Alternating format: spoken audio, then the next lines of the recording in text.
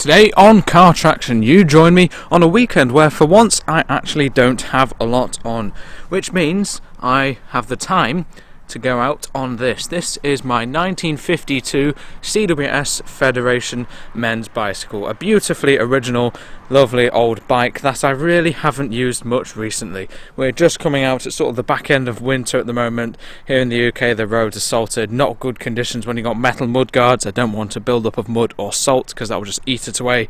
So I really haven't been using this vintage bicycle much. So today I'll be doing a little video about taking this bike out for the first time in quite a few months for a proper little ride and see how it's going along, and talk a little bit about what it's actually like riding and owning a vintage bicycle like this, which weighs 22 kilograms in 2025.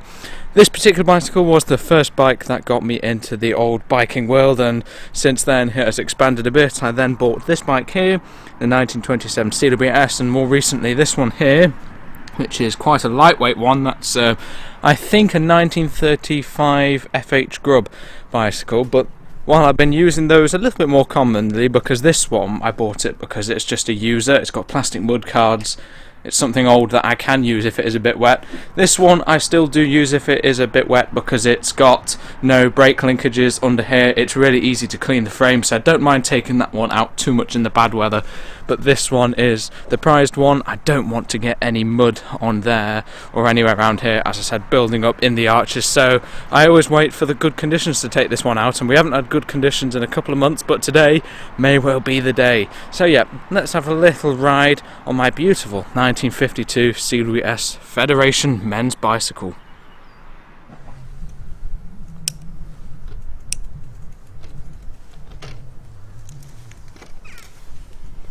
So stop pedalling, flick the gear, forwards one. Now we are in N, normal, also known as third gear. Do it again, and we are into top. Top gear is more than long enough. You can keep a good speed in top.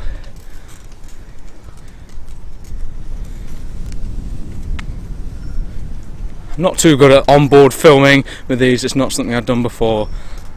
But yeah, let's see if we can even spot anything interesting. You don't see many other vintage bicycles out and about, but there may be the odd classic car or classic tractor in the area today. So let's see if we can find anything interesting on the wonderful old bike.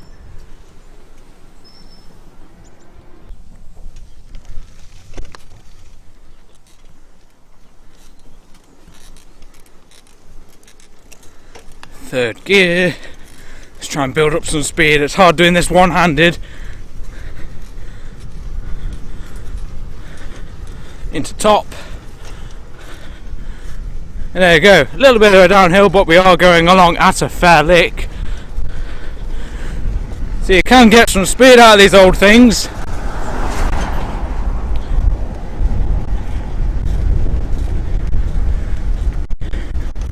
You just can't maintain it very well because they're so heavy.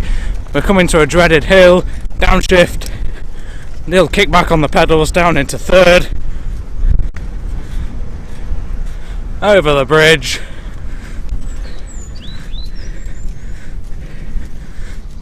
who would watch modern bicycle racing when you got this?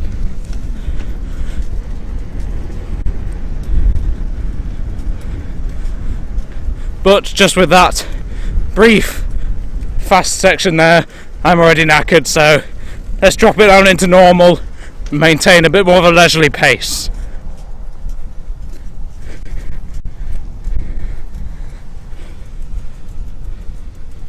Just a few miles into my ride out on the wonderful 1952 CWS men's bicycle, and it is performing as well as it ever has for me. This bike, something about it just seems so right. It's such a quality thing, as is any old vintage bicycle. These things are really cheap at the moment. You can get something like an old Raleigh for around £50-60. That is actually, you can find them, there are around, that are great vintage bikes that are really usable.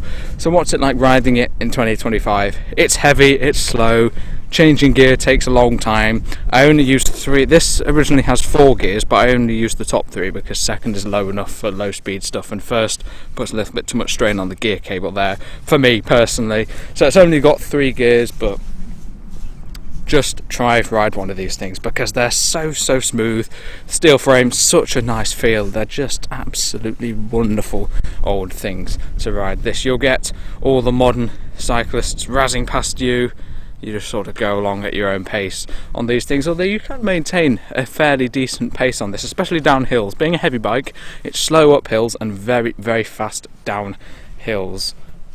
Such a comfortable thing to ride. It's a little bit creakier than usual today because I've just put this saddle on, and it might need a little bit of oil spraying over these springs because they creak a little bit. Usually this bike is absolutely silent, but that's an easy thing to fix. Handlebars really nice and high up, the classic roadster style, no drop handlebars here, so it's such a comfy old thing to ride this.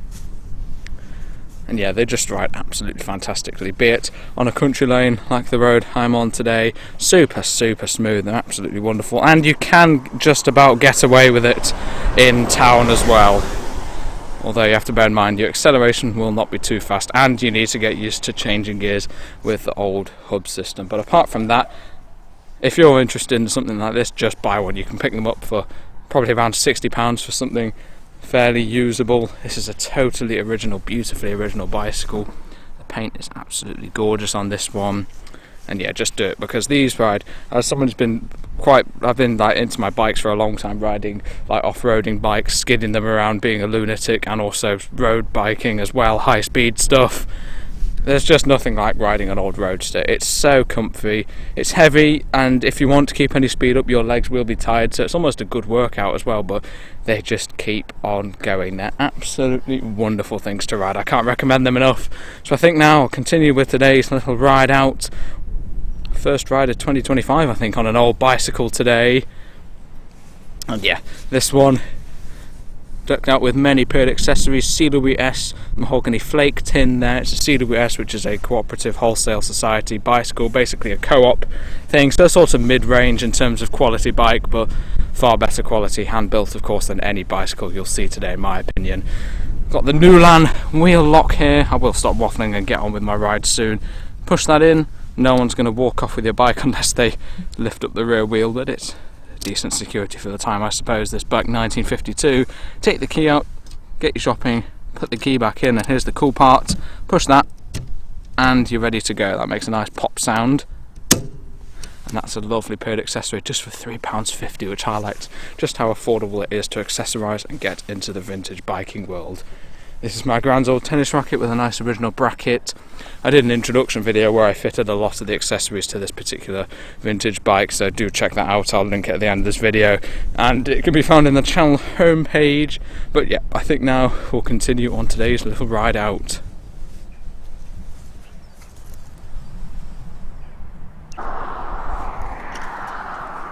On a bike of this age and weight, you always feel like you're going into the wind.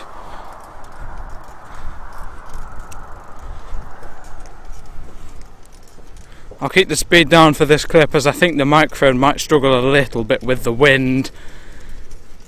It's not too windy today, but the immense speeds we're achieving on this absolute machine, maybe it can't quite handle it, so I'll just keep it in N for now. In fact, pop it into top, just to give the gear cable a break once again. As I said, the only creak is not coming from the bike, it's coming from the seat. So that's just something to sort out.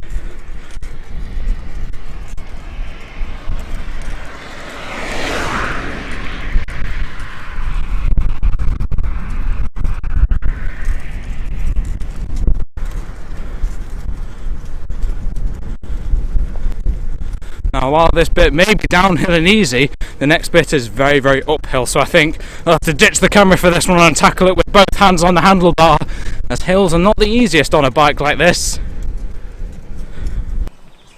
So, can a bicycle of this age handle town traffic? Accelerating quickly from traffic lights, stopping quickly, etc. Well, it can, but you have to think about it. It's a lot like driving an old car, to be honest. You have to plan ahead a lot more. This bike is fitted with rod brakes, no cables or anything. You can see how the linkage goes down there for the rear one, under there, and that applies it, but those brakes basically do nothing. The front one does have a decent grab, but the rear brake basically is just there for show, and probably I'm exaggerating a bit, it does stop, but you really have to plan ahead. On a modern bike, you apply a little bit of pressure, you're stopped, but on this, you have to plan ahead a lot more. So yes, you can ride something like this in a public setting, like in traffic, having to stop abruptly maybe, but just think ahead, because you will not be able to stop as well as any other bike or car on the road. And that advice, of course, as I said, goes on to driving an old car around modern cars. Just think ahead a lot more. If you think ahead, plan ahead, make sure you know when to brake, then you'll be just about alright on something as old and decrepit as this, the 1952 CWS men's bicycle. But I think with that, I'm going to start to head home.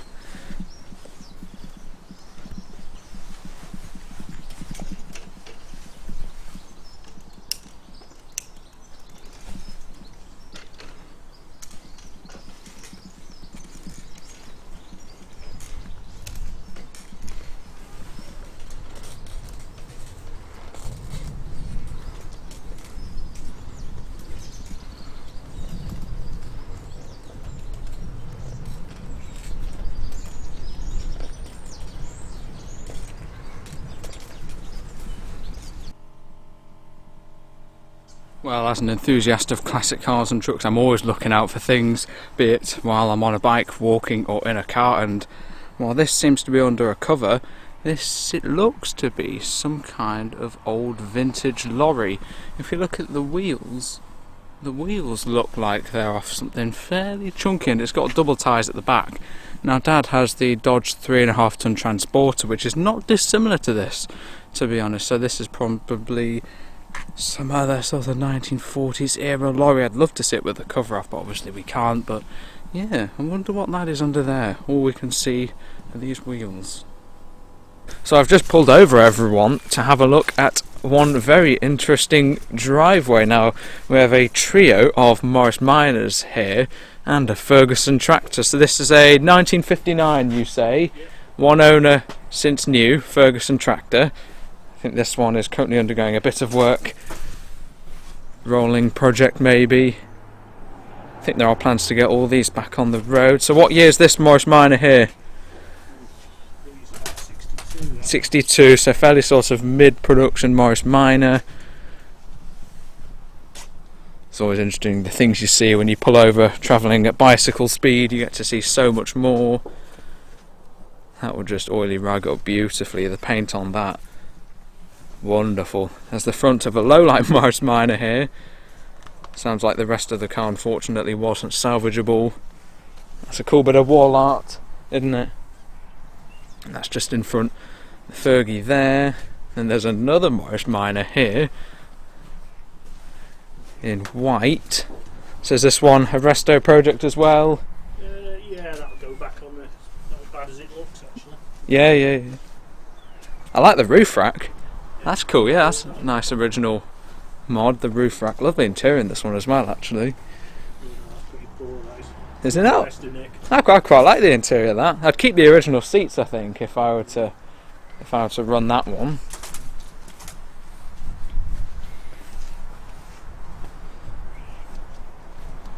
So we've got those, and then here in this sort of lilac colour is this one here. Says this one perhaps a recent paint job. About 4 years ago. 4 years ago. Yeah, great to see a trio of old Morris Minors. Classic British cars, of course.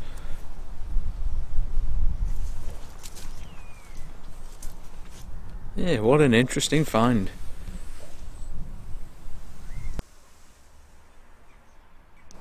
I will get that finished in the next few months. Yeah. Because there's not actually a lot to do on it. Yeah, I mean, there aren't many other Morris Minors running around with that sort of lovely paint on them.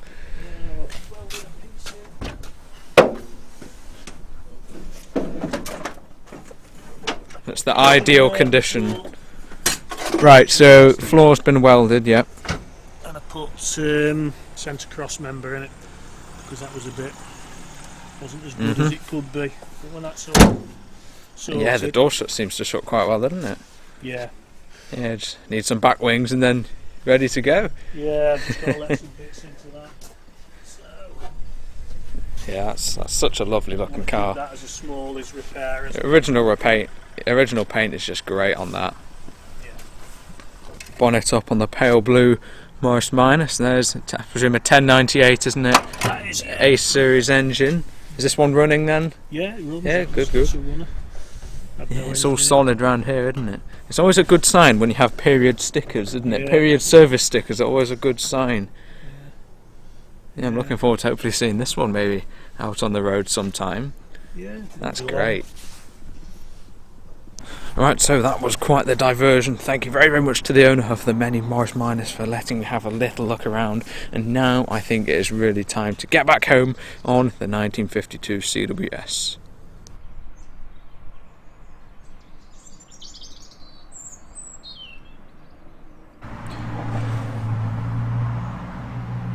Alright then, so that is the 1952 CWS tucked away in its little corner here in Ned the Shed after what is probably about a 15-mile round trip. On the way back I was going into the wind, even though I thought I was going into the wind on the way there, but I knew I was going into the wind on the way back, and that was a really tough stint, to be honest, on something this heavy. But once again, as always, the bike has performed absolutely beautifully.